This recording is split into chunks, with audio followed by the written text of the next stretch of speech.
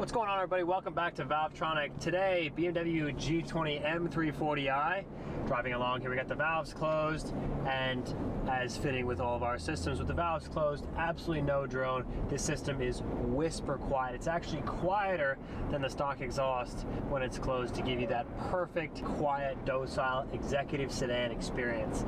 But with the push of the valve button here, the car gets a lot more aggressive, which is nice. Right now, this is a 2021 car, and it has stock downpipes, so you can only expect so much sound, but the sound quality is really nice. Take a listen.